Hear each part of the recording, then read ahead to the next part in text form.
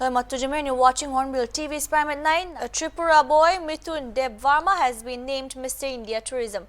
The Mr. India competition was held in Chennai on October 5 in 4 categories. The categories are Mr. Global, Mr. Model International, Mr. Grand International and Mr. Tourism World. After 18 years, Mr. India Tourism World was won by Deb Varma. The Tourism World competition will be held in the Philippines next January. Mithun Deb Varma is now aiming to win the competition. He also sought blessings of the people of the state. मेरा नाम है मिथुन देव Verma and मैं first time पहले खुम्पुई academy Khumlung वहाँ पे study किया है and then याखली academy, उसके बाद हिंदी स्कूल में आके आफ्टर 10th में डिप्लोमा करने के लिए गया था ऋषिकेश उत्तराखंड एंड डिप्लोमा के बाद मैं बीटेक कंप्लीट करके अभी मैं त्रिपुरा में ही हूँ एंड मैं खुमलुंग से हूँ। प्रेजेंट अभी हम अगरतला में रह रहा है कृष्णनगर एरिया। ये जो मिस्टर इंडिया आपको कैसे लग रहा है? मिस्टर इंडिया होके इट्स माय ड्रीम मैं मिस्टर इंडिया बनूं एंड मिस्टर इंडिया के साथ साथ एक ये रेस्पॉन्सिबिलिटी है क्योंकि ये छोटा मोटा टाइटल नहीं है। अभी मुझे लोग मिस्टर इंडिया का नाम से मुझे लोग पहचानेगा एंड इसलिए ये साथ साथ ये अर्न करने के लिए बहुत मेहनत किया मैंने बिकॉज ऑडिशन टोटल एंट्रीज हुआ था 30,000 कंटेस्टेंट, वहाँ में से आठ राउंड्स क्लियर करने के बाद फाइनलिस्ट हुआ। जो फाइनलिस्ट सिलेक्ट हुआ 36 कंटेस्टेंट एंड वो 36 में से अभी 4 टाइटल्स मेन टाइटल्स हुआ था। वो है Mister India globe, mister India grand international, mister India tourism world and Mister India model international. Drugs worth ₹6 crore in the international market has been seized by the Custom Division of Imphal. 60,000 amphetamine tablets, popularly known as WY, has been seized by officers of the Anti-Smuggling Unit of the Custom Division. The contraband was seized from a 35-year-old man identified as one Mangtao Go from Sagai Kot in Churachandpur district of Manipur. According to a Custom Division statement, the accused was nabbed by anti-smuggling officers from Kwakta Bazaar in Bishnupur district of Manipur when the accused was carrying the items. The sources in the Custom Division said anti-smuggling officers received information from the intelligence sources that the accused will be coming along with the contraband. The officials eventually carried out the operation successfully. The Custom Division informed that further investigation to nab others is on.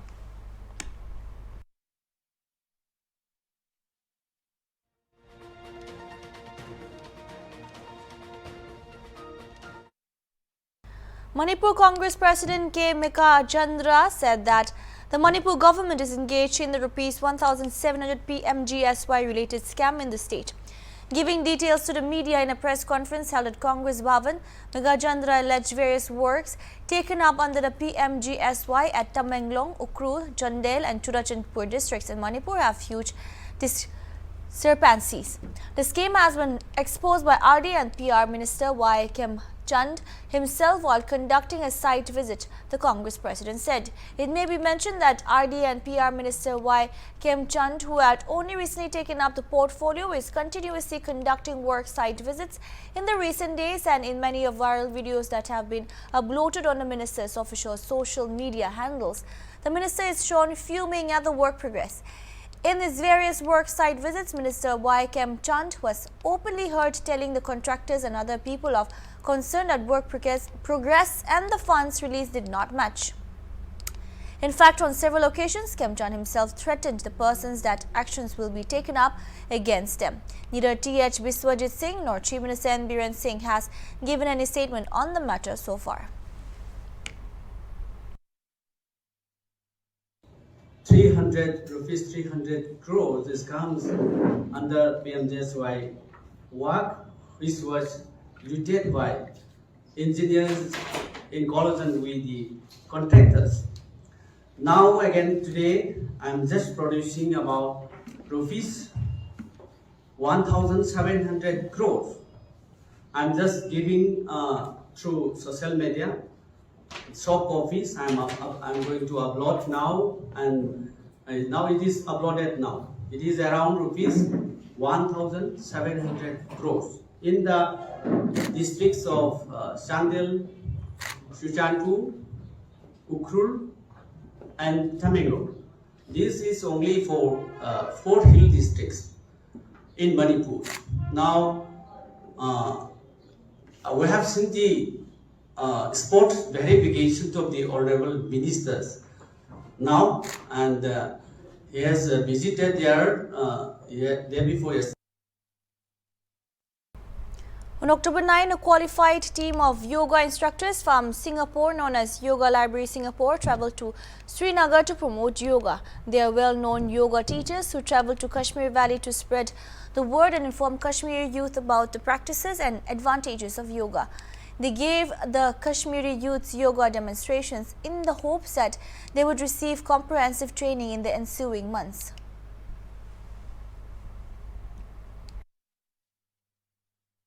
संस्था चलाता हूँ, उसका नाम है yoga library Singapore. हम काफ़ी yoga related courses और retreats करते हैं।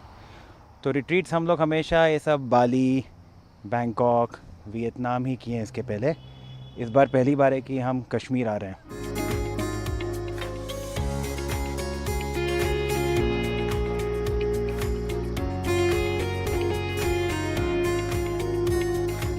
The purpose of this visit is to kickstart a retreat from Singapore to Kashmir.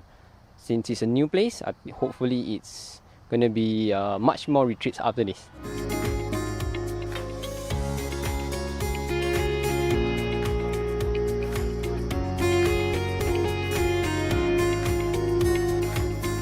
It's my first time in Kashmir, but my second time in India actually.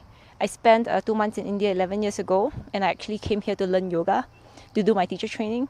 And I chose India because of it's so rich in culture, it's so rich in food, tradition, and there are so many places to visit. And what I really love is the experience.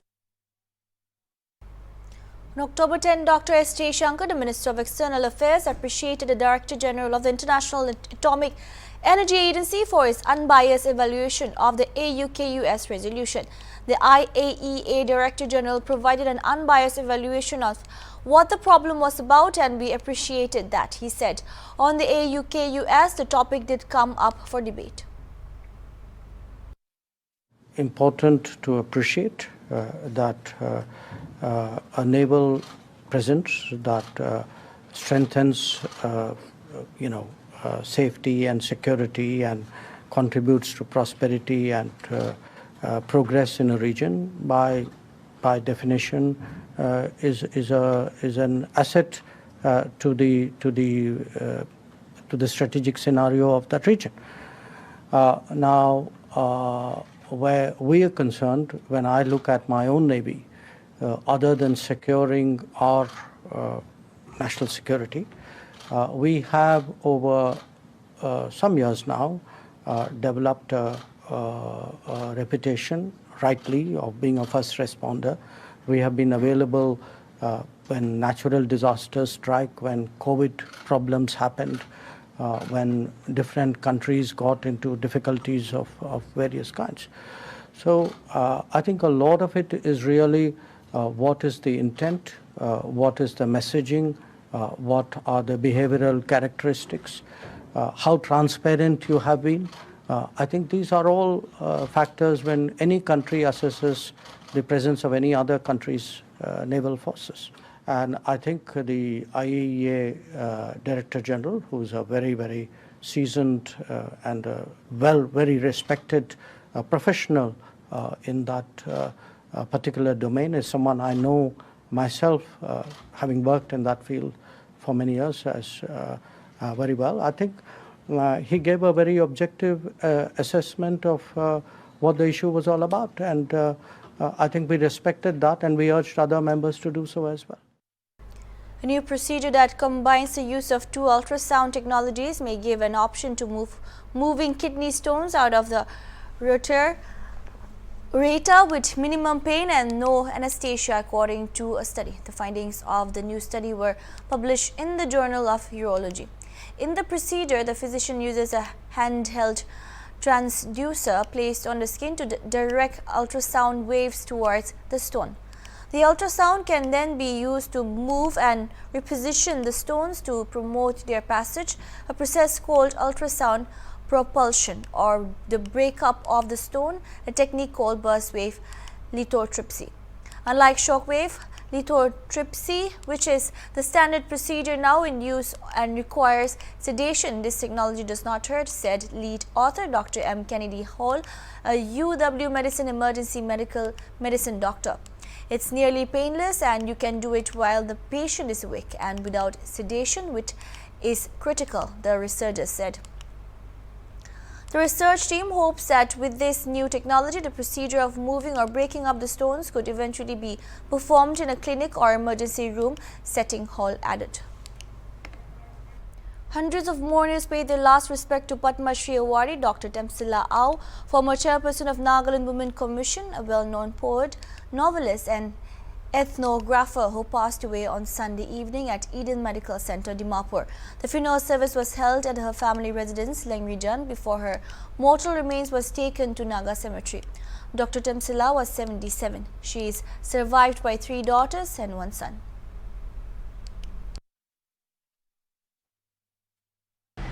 I thank God for His grace and mercy, for where would we be without it? May God bless all of you who have come to mourn the loss of my dear mother. One of the abiding memories I have of my mother was during the 60s when I was just maybe 6-7 years old, that she introduced me to the sound of jazz music. She had a small turntable where she would play the likes of Ella Fitzgerald, Count Basie, Louis Armstrong. She had a very, very esoteric taste in her music too. She was also, in reality, a very good singer. And I think this is where she would say, enough, stop prattling, stop here. Well, I will try to stop with just a few lines of poetry, because poetry actually defined her life. She loved it, she wrote it, she lived it. The first poem I would like to read is from the Bible. Proverbs 31 verse 25. She is clothed with strength and dignity, and she faces the future without fear. I think that, in my humble opinion, defined her. I also found a poem, and I think that she would have liked it. It's by a poet named Czeslaw Milosz. It's called Gift. I consider this poem appropriate because Mom was a gift to all of us. This is the poem. A day so happy, fog lifted early. I worked in the garden. Hummingbirds were stopping over honeysuckle flowers. There was no thing I wanted to possess. I knew no one worth envying. Whatever evil I had suffered, I forgot. To think that once I was the same person did not embarrass me anymore. In my body, I felt no more pain. And when I straightened up, I saw the blue sea and the sails. Goodbye, Mom. Go to God. Professor Tamsilla has been a mentor, guide, and strongest supporter of the Nagaland State Commission for Women till her last breath. She cared deeply for the welfare and empowerment of the Naga women and worked selflessly in her own capacity as the chairperson for 2 tenures covering 2012 to 2019. Her biggest footprint amongst many was a massive project conducted titled Baseline Survey on Social, Economic and Political Empowerment of Women in Nagaland. The Nagaland State Commission for Women and Naga women have lost a guide, a torch bearer, and an exceptional mentor. The Nagaland State Commission for Women will carry forward her legacy and work to make our Naga society a safe and better place for women and the girl child. Ba malungcha ba she says a chungaji yem thenadam lok tiadam gonna goiban chimbi dear why even ji lok tiadam mara yem thenadam mara chimbiaruwa nia sushi kangasa doksa tulu Nijo dasunda dak mali, dejambi dak mali, saga, sagaramer sendong, sagarami asanak ni song sianam, bayi mabang adapted agachalya, la iba mabanjagi tongor kibori penerwo. Dr. Tamsilla amai outser ishi adanga adukrava alimaji yahno tatsu nya mangar tanayang yadin shaliba outser dam lanur sang dain sang Bama she says Bama Moloshan Tulu Banner Chambirawa the word and the Jumba Chambitsu the worry Maupa Kokutsu.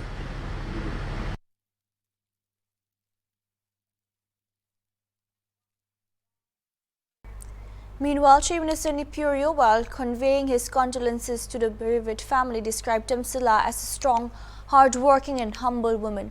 In his condolence message, Rio lamented that the Naga society has lost a mentor and a guardian, and the void created by her absence will be difficult to fill. Legislators, officials, leaders and civil societies also conveyed their condolences.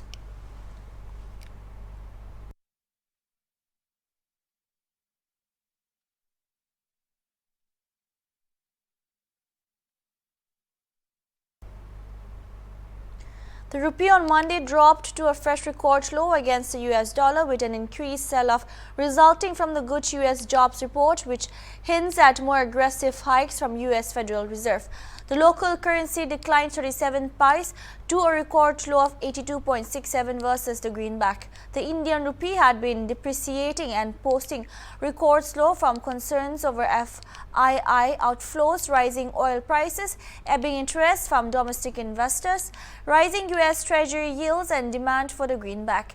The interventions of Reserve Bank of India couldn't do much to arrest the rupee's decline. Traders said that the central bank had sold dollars through state-run banks as the local currency went past the 82 mark for the first time.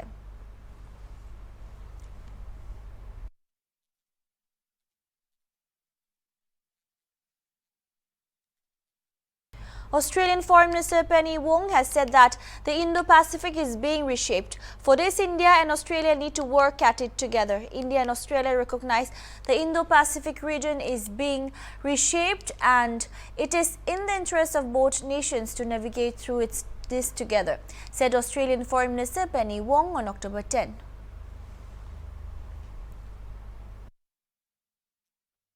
Great region. And between our countries, we span a great breadth of the Indo-Pacific with our own areas of deep connection and expertise. We've got a shared interest and we share an ambition, and that is our region being stable, prosperous and respectful of sovereignty, where countries are not required to choose sides but make their own sovereign choices. We don't want to see any one country dominating or any country being dominated. We both recognise our region is being reshaped economically and strategically, and I think our partnership is a demonstration that we understand that this period of change is best navigated together. I make this point from the Australian government's perspective. We can only build and sustain the region we want by working with others, including by working in partnership with India. And for Australia, this partnership is a critical part of shaping the region we want. We agree that we have to continue to deepen our relationship, and I'm pleased to flag with you that Dr. Jaishankar and I have agreed that we will keep working to expand our relationship, including our diplomatic footprint in each other's countries.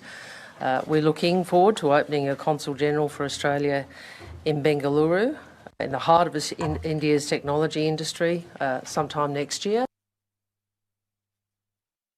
That's all we have for now. Keep watching HornbillTV.